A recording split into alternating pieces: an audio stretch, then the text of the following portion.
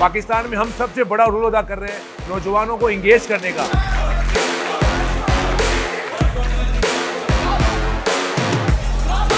अपनी जिंदगियां इसमें वक्फ कर दी हैं, अपनी पूरी फैमिलियों को सेक्रीफाइस किया है। मुझे आज भी दरवाजे खटखटाकर चंद पैसों के लिए लोगों के पास मजबूरी के साथ बताना पड़ता है कि जी क्या आप हमारी सपोर्ट कर सकते हैं। हम जब वर्ल्ड चैंपियन बन जाते हैं, हम वापस आते, हमें कोई एयरपोर्ट पे रिसीव करने के लिए नहीं होता।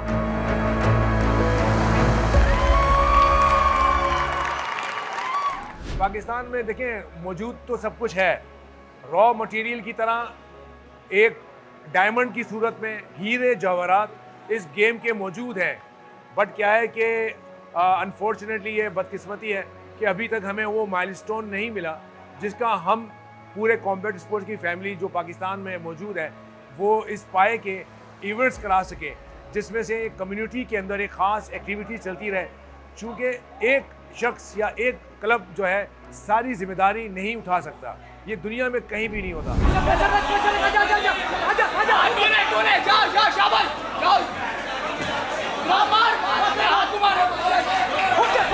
जो दिखता है वो बिकता है। हमारी एक जनरेशन की पूरी एक जनरेशन बन चुकी है।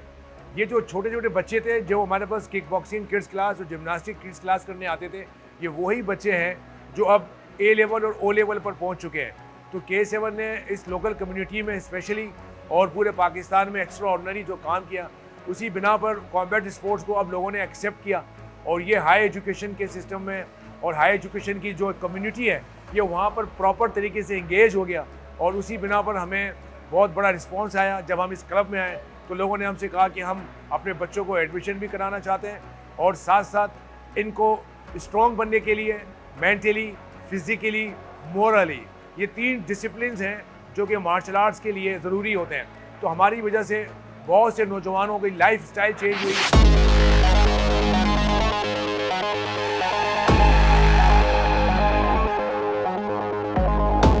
खतरा तो आपको गाड़ी चलाने में भी है, खतरा तो आपको घर के अंदर बैठे हुए भी है, कुदरती आफत भी आती हैं, खतरा हर खेल में है।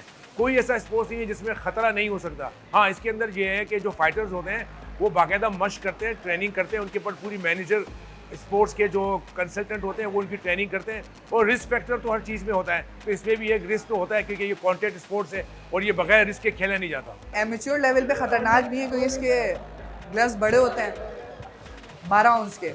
प्रोफेशनल में ख़तरनाक है क्योंकि उसके ग्लव्स 10 आउंस के होते हैं और उसमें चीट भी बहुत करते हैं लोग, मतलब यहाँ लोकल लेवल पे प्रोफेशनली। तो हाँ, एमेच्योर सेफ है। ऑब्वियसली इंजरीज होती रहती हैं और ऐसी इतनी बड़ी इंजरीज होती है कि जिसका रिकवर होना नामुश्किल होता है, लेकिन उसके साथ भी हम लोग फाइट्स करते हैं। हमारी कोई सेफ्टी नहीं होता, कुछ भी नहीं होता। हमारी कंडीशनिंग इतनी स्ट्रांग होती है कि हम अब खा लेते हैं और अपनी फाइट कर लेते हैं। जो भी कॉम्बैट स्पोर्ट्स वर्ल्ड में अगर सक्सेस हुआ है तो वो जॉइंट वेंचर की वजह से हुआ है। उसमें ब्रॉडकास्टिंग, उसके अंदर टेक्निकल साइड, उसके अंदर जो है वो मज़ीद ब्रांडिंग्स और स्पॉन्सरशिप, ये 4-5 का ट्रायका कहलाता है। वो ट्रायका यानी कि 3-5 चीज़ें मिल जाती हैं तब जाके इवेंट होते हैं।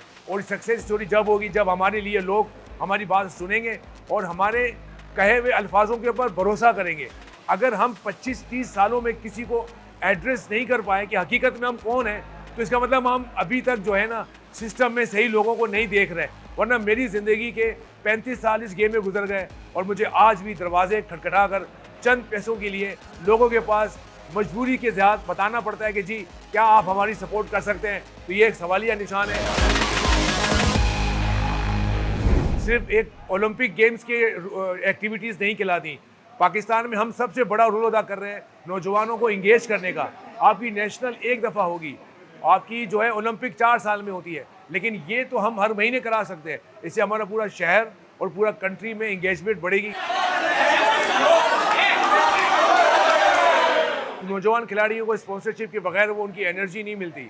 अगर उनको एनर्जी नहीं मिलेगी, स्पॉन्सरशिप नहीं मिलेगी, हम उनको कहेंगे कि आप फाइट्स करें, उनके घर वाले कहेंगे कि जाके नौकरी करो। अब बैकग्राउंड ऐसा है कि जो एजुकेशन हमारा डिफरेंस इतना बड़ा है कि जो अच्छे फाइटर्स हैं वो लो प्रिविलेजेड इलाके से ताल्लुक़ रखते हैं। उनको अपनी डाइट प्लान भी करनी है और साथ साथ उनको अपना जो फाइट गियर है, उनके कपड़े हैं, उनकी शेयरिंग है, बहुत सी चीज़ें हैं उनको ज़रूरत पड़ती है।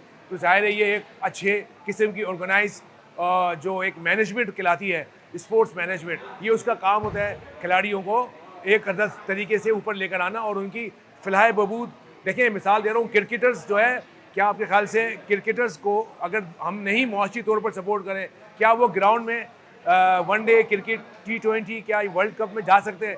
उनको हर तरीके से सहूलत मिलती है। इसी तरह हर गेम में खिलाड़ियों को सहूलत मिलनी चाहिए।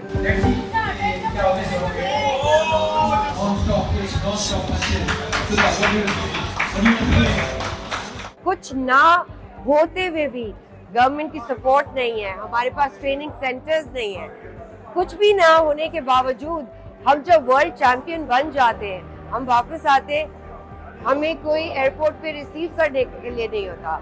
क्यों? हमें सिर्फ और सिर्फ सपोर्ट की ज़रूरत है टेक्निकल, कि हमारा जो फाइनेंशियल मैटर है उसमें हमें एक मैनेजमेंट की ज़रूरत पड़ती है, चाहे वो प्राइवेट सेक्टर से हो, बैंक सेक्टर से हो या गवर्नमेंट की तरफ से हो। स्पोर्ट्स मिनिस्टर हमें चंद घंटे अपने दे दें, हम उसे पूरी एक 2 साल का प्लान दे देंगे और हमारे पे ट्रस्ट करें और हम यकीन करें कि हम ये काम करने के पक्के लोग हैं। हमने कोई इसको एज अ टेम्परेरी तौर पर नहीं लिया हुआ है, अपनी ज़िंदगियाँ इसमें वफ़ कर दी हैं, अपनी पूरी फैमिलियों को सेक्रीफाइस किया है, तो हम आज यहाँ जगह पर ये सारा इवेंट करा रहे हैं। तो हमें क्या ज़रूरत है? हमें एक पार्टनरशिप की ज़रूरत है। मैं as a consultant Sindh government को ये बाकायदगी तौर पर जो है अपनी ऑफ़र पेश करता हूँ कि मुझे अगर 2 साल के लिए आप हायर कर लें as a sports consultant for combat sports, sports minister मुझे दुआएं देंगे कि मैं उनके लिए क्या क्या कर सकता हूँ।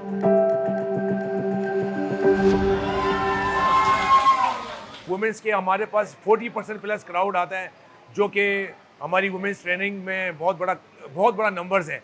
तो फीमेल्स आती हैं, यंग बच्चियाँ आ रही हैं और हमारा माहौल, हमारा डिसिप्लिन और रिस्पेक्टफुल जो एनवायरनमेंट है वो बच्चियों को यहाँ पर लाने पे मजबूर करता है। वो यहाँ आती हैं and they all are happy.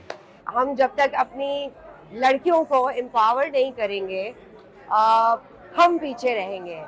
लड़कियां तो आगे निकल जाएंगी, हम देखते रह जाएंगे।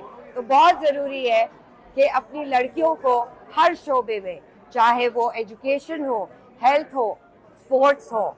स्पोर्ट्स पाकिस्तान में इतना अनबिलीवेबल स्पोर्ट्स हो रहा है, लेकिन क्रिकेट के अलावा किसी को कुछ नज़र नहीं आता।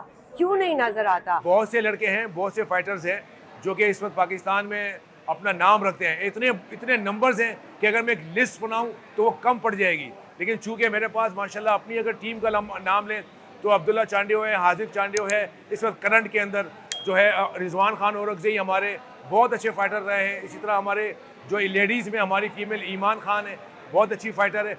मैं देखिए अपनी क्लब की बात नहीं कर रहा हूँ, पाकिस्तान में कराची में, सोराबकोट में हर जगह पर फाइटर्स हैं।